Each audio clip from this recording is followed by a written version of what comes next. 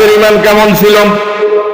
5 ওয়াক্ত নামাজ যখন মেরাজ থেকে নিয়ে আসলেন, নবীজি যখন বললেন 5 ওয়াক্ত নামাজ জমিনে পড়তে হবে, সাহাবায়ে কেরাম সাথে সাথে তারা 5 ওয়াক্ত নামাজ জামাতের সাথে আদায় করা শুরু করে দিয়েছে। সুবহানাল্লাহ। এই কথা বলে নাই হুজুর আমি 1 রাকাত পাইলে পামুনি, জামাতের ফরজ হইলে হইবনি, এই ধরনের কোন কথা প্রশ্ন তারা করে নাই। নবীজির সাথে জামাতের সাথে নামাজ আদায় করছেন কন্যা। সুবহানাল্লাহ। আর নামাজ মহিলাও কি, মহিলারাও আদায় করছে কি করে নাই? সাহাবায়ে কেরামের মহিলারা আদায় করছে। আমাদের জামানা, আমাদের দেশের দিকে তাকায় দেখেন, স্বামী যদি নামাজ পড়ে স্ত্রী পড়ে না, স্ত্রী যদি নামাজ পড়ে স্বামী পড়ে না, বাবা যদি নামাজ পড়ে সন্তান পড়ে না, সন্তান যদি নামাজ পড়ে বাবাও মসজিদের কিনার দিক আসে না। হায় হায়, এলো আমাদের অবস্থা। সাহাবায়ে কেরামদের কেমন ছিল? স্বামী আর স্ত্রীর ঘটনা। আবু আইয়ুব আনসারী রাদিয়াল্লাহু তাআলা আনহু, আল্লাহু আকবার, আরেকটু জোরে কোন আল্লাহু আকবার। আবু আইয়ুব আনসারী রাদিয়াল্লাহু তাআলা আনহু এক কাপড় দিয়ে স্বামী স্ত্রী নামাজ পড়ছেন। বুখারীর ভিতরেও ঘটনা বর্ণনা করেন, নবীজি যেদিন থেকে নামাজ নিয়ে আসছেন ওই দিন থেকে কাপড় একটা, কাপড় কয়টা? একটা কাপড় দিয়ে স্বামী স্ত্রী নামাজ আদায় করছে, নামাজ ছাড়ে নাই। কন্যা সুবহানাল্লাহ। এখন প্রশ্ন জাগে, এক কাপড় দিয়ে কেমনে নামাজ আদায় করছে? এটা আমাদের জানা দরকার আছে কিনা নাই? এক কাপড় দিয়ে কেমনে উঠছে? একটা কাপড় দিয়ে নামাজ আদায় করলেন মসজিদ নববীর মধ্যে। নবীজির পিছনে আবু আইয়ুব আনসারী রাদিয়াল্লাহু তাআলা আনহু নামাজ আদায় করতেন। এত একজন শান্ত সাহাবী ছিলেন, এত নম্র ভদ্র সাহাবী ছিলেন, কারো সাথে কোন রকম টক্কর দিয়া কথা বলতেন না, মাথা ঠান্ডা অবস্থায় ছিলেন। কন্যা সুবহানাল্লাহ। কিরকম শান্ত সাহাবী ছিলেন। কিন্তু নামাজ পড়ার পরে নবীজি যখন সালাম ফিরাইতেন, আবু আইয়ুব আনসারী দৌড় দিতেন। কি দিতেন? আপনারা ঘটনা জানেন, দৌড় দিতেন। সাহাবায়ে কেরাম প্রশ্ন করলেন, ইয়া রাসূলুল্লাহ, এই সাহাবী তো এইভাবে দৌড় দেয়, ঘটনা কি? তারা বিভিন্ন রকমের পরামর্শ এরকম গীবত করা শুরু করে দিল। আমার নবীজি বলতেছেন, ও সাহাবী, তুমি তার পিছনে সমালোচনা করো না। ইসলাম এমন একটা জিনিস, তার তদন্ত ভালো করে খোঁজ করে নিতে হবে। কন্যা সুবহানাল্লাহ। আমরা তো এমন অবস্থা হয়ে গেলাম, সিলে কান নিচে একজনে বলছে ওই কথার দিকে তাকায় থাকি, কখনো নিজের কানের মধ্যে হাত দিই না। কথা ঠিক না বেটি? কানের মধ্যে হাত না দেওয়ার কারণে সংসার ধ্বংস হয়ে গেছে, ভাই ভাই আলাদা হয়ে গেছে, স্বামী স্ত্রী আলাদা হয়ে গেছে, সন্তান বাপ থেকে দূরে সরে গেছে। আজকে তামাম জগতের দিকে তাকাইলে দেখা যায় শুধু কান কথার কারণে, গীবতের কারণে ঘরের ভিতরে অশান্তি।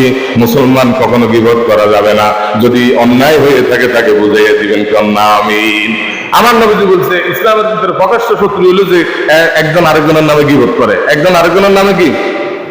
নবীজি বলে গীবত করা নিষেধ। আর গীবত আসার দমে না জেনা, গীবত হলো জেনার চেয়েও খারাপ, বড় ভাইয়ের গোশত খাওয়ার চেয়েও খারাপ। আবু আইয়ুবের আনসারীর যেহেতু দৌড় দিতেছে, নিশ্চয়ই কোনো সমস্যা হয়েছে। কন্যা সুবহানাল্লাহ। আমার নবীজি নিজে তদন্ত নিয়েছেন। আমার নবীজি কি, এখানে নবীজির আন্ডারে অনেক সাহাবী ছিলেন, লক্ষ লক্ষ সাহাবী ছিলেন। ইচ্ছে করলে সাহাবীদেরকে পাঠাইতে পারতেন।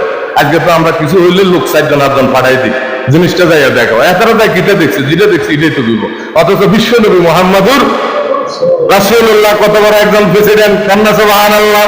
আল্লাহর পরে স্থান হলো লা ইলাহা ইল্লাল্লাহ মুহাম্মাদুর রাসূলুল্লাহ সাল্লাল্লাহু আলাইহি সাল্লাম। ওই সাহাবীর বাড়ির মধ্যে যাওয়ার পরে 3 বার সালাম দিলেন। কয়বার? আজকে থেকে ওয়াজটা ফকটেন না, বাড়ির মধ্যে যাইলে 3 বার সালাম দিবেন। কয়বার?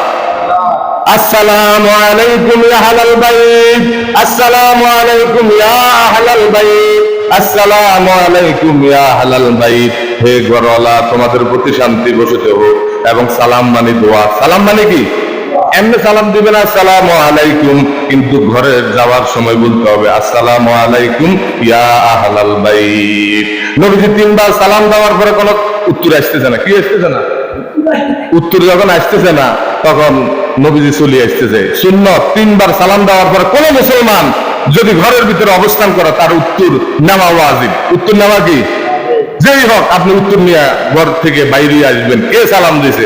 পুলিশই দিছে না হুজুরে দিছে না এলাকার আপনার কোন লোকে সালাম দিছে, আপনি সালামের উত্তর নিতে হবে। আপনি ঘরের ভিতরে হলাই যাইয়েন না। ঘরের ভিতরে কি এরকম লোক আছে কিনা? নাই।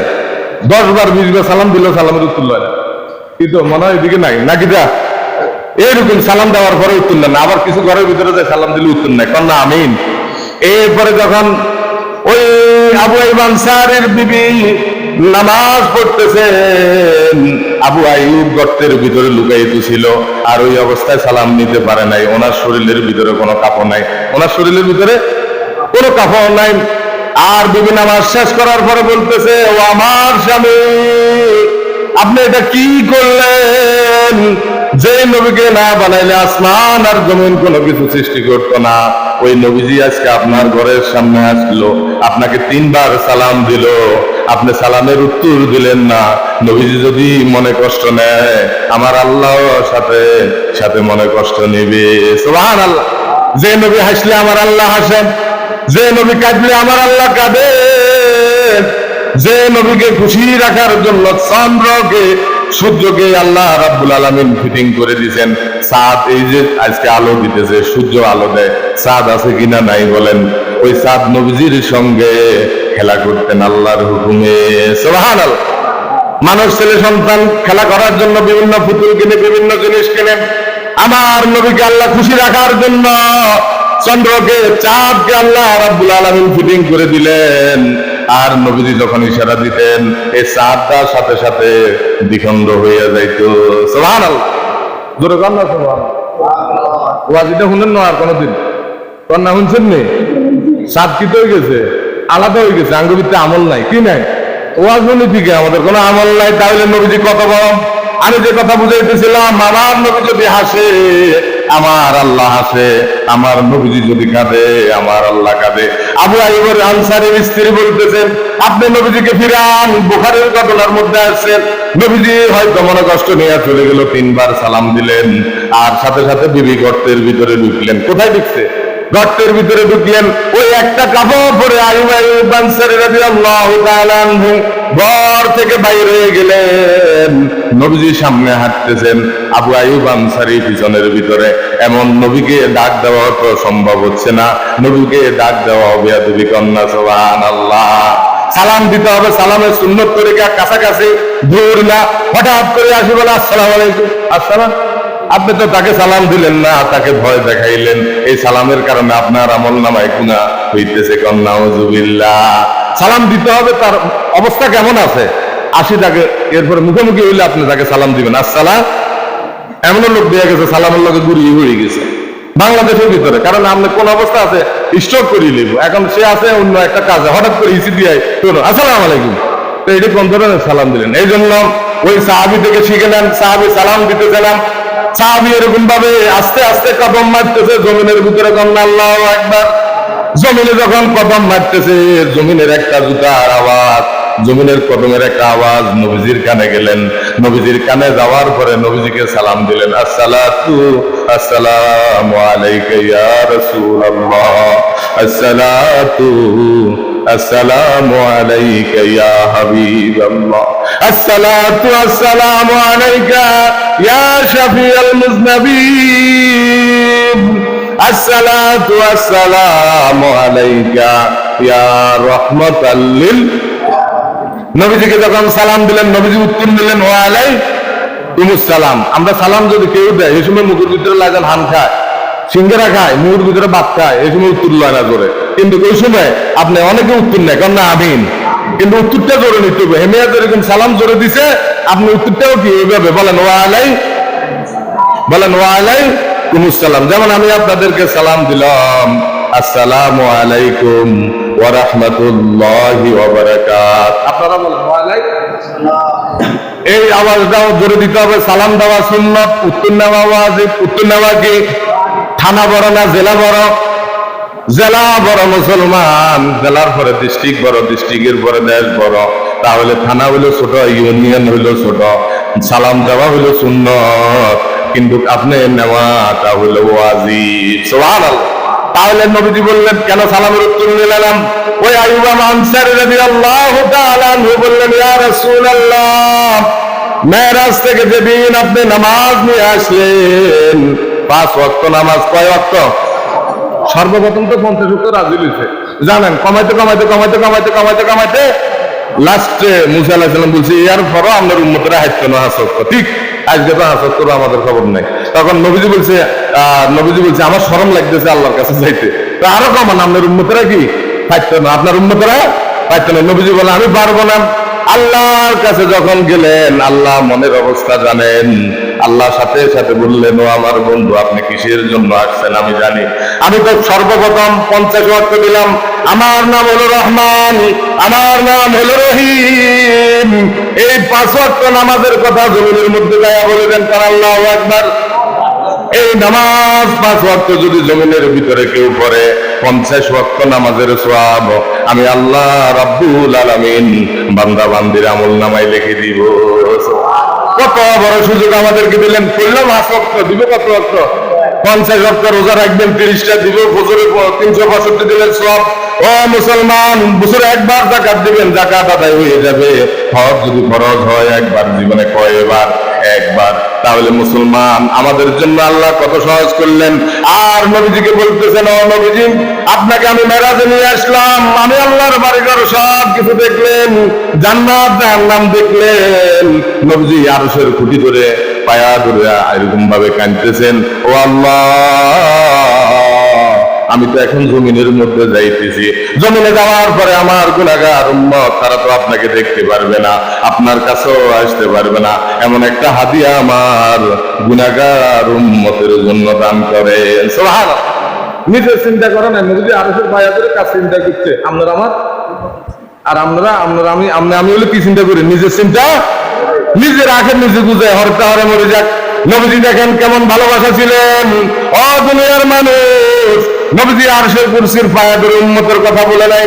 নবীজি যখন উম্মতের কথা বলতেছেন, আমার আল্লাহ রাব্বুল আলামিন বললেন, ও নবীজি, আপনাকে তো আমি ফেরেশতার মাধ্যমে আসমানে নিয়ে আসলাম।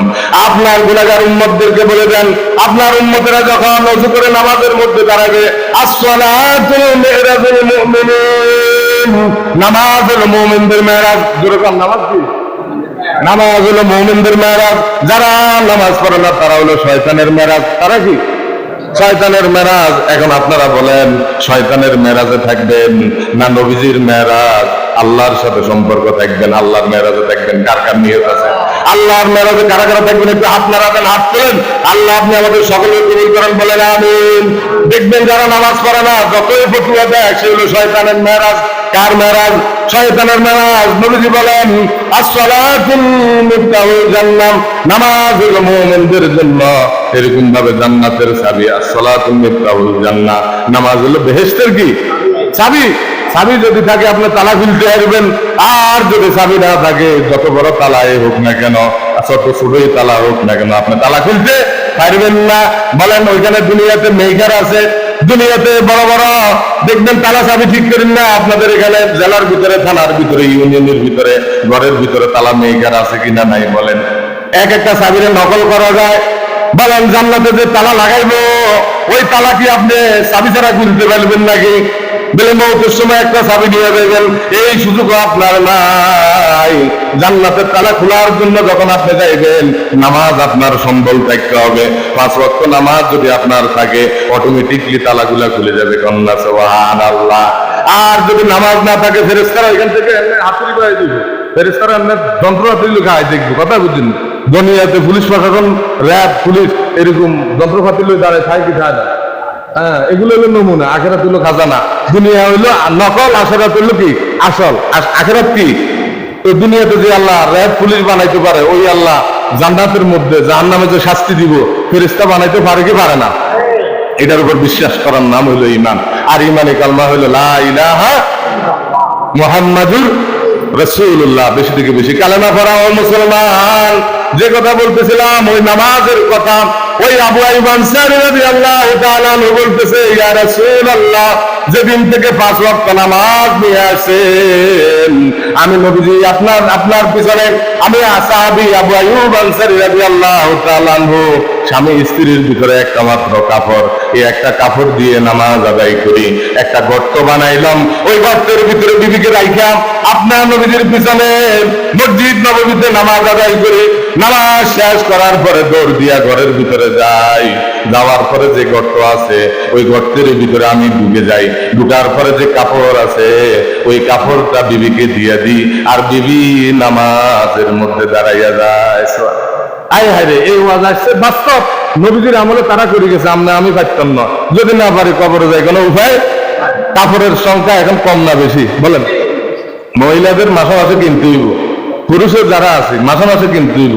বছরে তো বাদ দিলাম, সপ্তাহ কিনে, কিন্তু নামাজ পড়ার কথা কইলে তো শরীর খারাপ, কাফও খারাপ। কি খারাপ? শরীর খারাপ, কাফও খারাপ, এই দুইটা রোগের কথা বলে। আমি বলি আসলে তার শরীর খারাপ না, কাফও খারাপ না, তার মন খারাপ হয়ে গেছে। কি খারাপ হয়ে গেছে বলেন? মন খারাপ হয়ে গেছে, মনের চিকিৎসা করতে হবে। রুহ খারাপ হয়ে গেছে, কাপড় চোপড় সব কিছু আছে, কিন্তু নামাজ পড়ে না। রুহ খাদ্য হইলো আমল, আর শরীরের খাদ্য হইলো যাবতীয় যতগুলা খানা আছে, এগুলো হলো দেহের খাদ্য। এগুলা খাইবেন, মোটা তাজা থাকবেন। কিন্তু রুহকে তাজা রাখতে হলে জিকির করতে হবে, নামাজ পড়তে হবে, কোরআনে পাক তেলাওয়াত করতে হবে, বেশি বেশি আল্লাহর প্রশংসা আদায় করতে হবে। কন্যা সুবহানাল্লাহ। এগুলো যদি করেন রুহ ঠিক থাকবে। আপনি দেখবেন সমাজের ভিতরে অনেক মানুষ আছে, শরীরে শক্তি আছে, কাজ কাম এমন ভাবে করে, 4 জন 5 জনের কাজ একাই করে, কিন্তু আরেকটা লোক অসহায়। কিন্তু আপনার পাশে যখন মসজিদে আযান দেয়, আল্লাহু আকবার, আল্লাহু আকবার, আল্লাহু আকবার বলে যখন আযান দেয়, ওই দুর্বল লোকটা আযান শোনার পরে সুন্দর করে ওযু করে মসজিদে আসে, আল্লাহর সামনে দাঁড়াইয়া যায়। সুবহান। এরকম লোক আছে কিনা নাই? তাহলে এই যে নামাজ পড়ার শক্তি কে দিছে? আবার হাতের কাজ কাম যে করাইতেছে, হাতের শক্তি দেয় নাকি? শরীরের শক্তি আছে, কিন্তু এক করলে রুহের শক্তি, আর করলে শরীরের শক্তি। তাহলে চিন্তা করেন, ওই আইয়ুব আনসারী রাদিয়াল্লাহু তাআলা এর কথা বলার পরে নবীজি ঘরের মধ্যে প্রবেশ করলেন। যাওয়ার পরে গর্তের দিকে তাকাইলেন, এমন দেখা যায় মানুষ আছে কি নাই বোঝাও যায় না। দেখবেন একটা গর্ত করে, দেখবেন গর্ত করলে দেখবেন আপনি গর্তের ভিতরে মানুষ আছে কিনা নাই, এটা বুঝাও কি যায় না। নবীজি বলতেছে এরকম অবস্থা। সাথে সাথে বুখারীর ভিতরে আসছে, নবীজির চোখ থেকে পানি বাইরে হয়ে গেলেন। পানি যখন বাইরে হয়ে গেলেন, কাঁদতেছেন। আবু আইয়ুব আনসারী গর্ত থেকে উঠলেন, উঠার পরে বলতেছেন, আল্লাহ রাসূল বলতেছেন, আমি নবী তোমাকে সার্টিফিকেট দিয়ে দিলাম, আমি নবী তোমার প্রতি সন্তুষ্ট, আল্লাহ তোমাকে মাফ করে দিবে। কন্যা সুবহানাল্লাহ। তোমার জন্য জান্নাত ওয়াজিব হয়ে গেছে, তোমার জন্য জান্নাত কি ওয়াজিব হয়ে গেছে। তাইলে কাপড় একটা দিয়ে তারা স্বামী স্ত্রী নামাজ কখনো কি ছাড়ে নাই। আজকে আমাদের শত শত কাপড় চোপড় আছে, মা বোনেরা নামাজ পড়ার জন্য বললে ফোলানি আসাদ করে দিছে, কাপড় চোপড় ভরে গেছে তাহারা। আপনার মন খারাপ হয়ে গেছে, আপনি চিন্তা করবেন, আপনি যে কবরে যাবেন ওই কবরে আপনি হতুয়া দেওয়ার কোনো সুযোগ নাই, যে আমার শরীর খারাপ হয়ে গেছে, মন খারাপ হয়ে গেছে, কাপড় খারাপ হয়ে গেছে। আমরা পুরুষ যারা আছে, আমরাও যদি হতুয়া দিয়ে কবরে যাই, ওই হতুয়ের সাথে আমাদের কখনো মিলবে না। কারণ আবু আইয়ুব আনসারী একটা কাপড় দিয়ে তারা জীবনের ভিতরে নামাজ আদায় করছে। বলেন না সুবহানাল্লাহ। 5 ওয়াক্ত নামাজ, কয় ওয়াক্ত? 5 ওয়াক্ত। তারা কেমন ভালোবাসছেন সাহাবায়ে কেরামকে। এই জন্য আমরা নামাজ আদায় করতে হবে। নামাজ হলো মুসলমানদের ইসলামের ভিতরে সবচাইতে বড় হুকুম হলো নামাজ। কেউ যদি কালেমা গ্রহণ করে, লা ইলাহা মুহাম্মাদুর রাসূলুল্লাহ, ফজরের নামাজের আগে যদি কেউ কালেমা গ্রহণ করে, ইসলামের ছায়াতলের ভিতরে আসে, তার জন্য ফজরের নামাজ মসজিদে জামাতের সাথে পড়া। কন্যা সুবহানাল্লাহ। যোহরের নামাজের আগে যদি কেউ কালেমা পড়ে, লা ইলাহা মুহাম্মাদুর রাসূলুল্লাহ, যোহরের নামাজ জামাতের সাথে পড়া তার জন্য ফরজ। আসরের নামাজের আগে যদি কেউ কালেমা গ্রহণ করে, তার জন্য আসরের নামাজ জামাতের সাথে পড়া ফরজ। মাগরিবের আগে যদি কেউ কালেমা গ্রহণ করে, ইসলাম কি বলে দেখেন, মাগরিবের নামাজের আগে কালেমা যদি কেউ গ্রহণ করে, মাগরিবের নামাজ জামাতের সাথে তার পড়া ফরজ। কন্যা সুবহানাল্লাহ। এশার নামাজ যদি কেউ জামাতের সাথে, এরকম এশার নামাজের আগে যদি কেউ ইসলামের ছায়াতলে আসে, লা ইলাহা ইল্লাল্লাহ মুহাম্মাদুর রাসূলুল্লাহ, তার এশার নামাজ জামাতের সাথে পড়া ফরজ। সুবহানাল্লাহ। কার কার নিয়ত আছে 5 ওয়াক্ত নামাজ পড়ার? হাত তোলেন না, আল্লাহ আমাদের কবুল করুক, বলেন আমিন।